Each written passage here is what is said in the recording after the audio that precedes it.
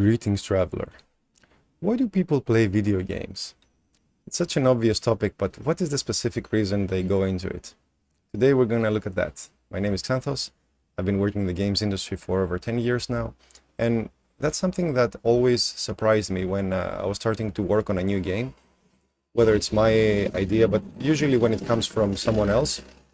Someone says, okay, let's make an action game or a racing game or a soccer game or whatever. And that is the first sentence of that project. From that sentence on, that project begins. But I always thought that that's problematic because it gives you no guidance and no reason about why that game should exist. So if we just follow that process, we're just essentially mimicking what's out there without really understanding how it's going to be used. We make an action game thinking, yeah, okay, if I make an action game, everybody would want that, right? Well, judging by how many games are made every year and how few of them are quote-unquote successful versus the ones that aren't, I always felt that there's more to that than we usually discuss in our work as game developers. So that's a topic that I discussed with a lot of people, many of them psychologists, and also researched the history of other similar pastime activities like games in the physical world that children play, or board games, or other fun activities people do, like going out with friends and so on. So why do we do those things? And what are those things specifically? Well, if you look at usage statistics, people spend a lot of time on social media watching generic feel-good content, right? So pranks on people doing comedy, cute animals, cute children, whatever. That's content that's supposed to make you feel good. And I think that's the key here. Feel good content. So there's some sort of positive feeling ascribed to that content, whether it's a cute animal, an adventure, a comedian, whatever. The centerpiece of that content is feeling good. So laughing, looking at something beautiful, looking at something cool, you get a positive feeling about this. And people will do this basically every single available moment they can. Even when people are busy, still they spend 3 hours per day on Instagram scrolling through generic feel-good pictures. Why is that? Why do we spend so much time doing that? Well, diving deeper into that and general society psychographics, we see that people really aren't happy with their lives at all. I know that's a broad, sweeping statement, but let's unpack it. What do people do, right? They work, they have their family life, they have their friends, but there's so many people out there that flat out do not enjoy their work. They only do it for money. Conversely, through our horrible, terrible school system, learning is not fun, it's not rewarding, it's punishing every turn of the way, just a flat out negative experience. You will get far more negative feedback from school or work than you ever will get positive feedback. And then what's out there? Relationships within the family, relationships with other people.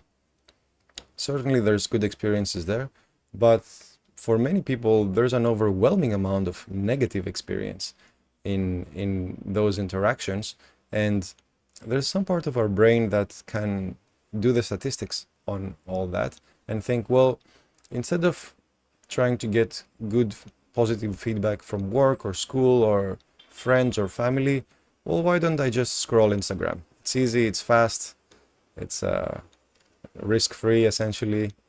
And it's not just about Instagram, of course, it's any social platform, anything that can deliver positive feeling content to you. So people do that way more than all the other stuff I described, relationships and school and work and so on. And then you realize that, well, when people play games, it's sort of the same thing, right? It's the same feeling that they're after.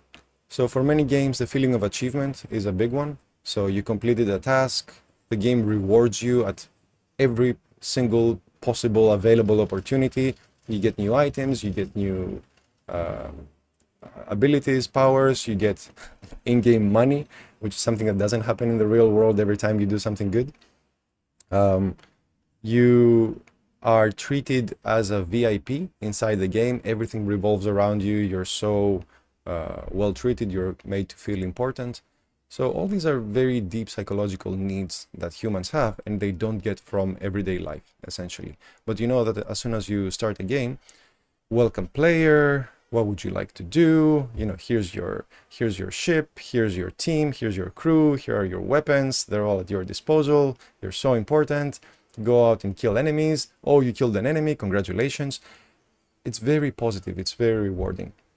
And the reason why I stress this so much is because when we just start working on games without having in focus in our mind what's the reason we make the game and what's the reason players will play the game and what they want to get out of it, it's very easy to get led astray.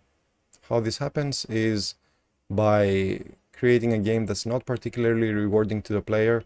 We think that challenge is a good thing, but oftentimes challenge is too overwhelming for many games. There's not enough explanations. There's not a particularly good feeling of a player playing the game. And that's something that's often missed.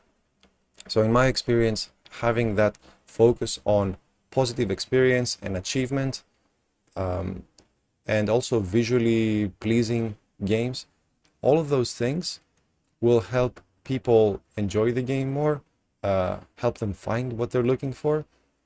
And I believe that games actually take it a step further than just generic cute videos of cats or whatever for humans, because eventually I think if you play enough games, you come to the realization that, well, playing games is not really different than doing any other task in life, right? You have to understand the goal, you have to break it down into steps, you have to achieve it.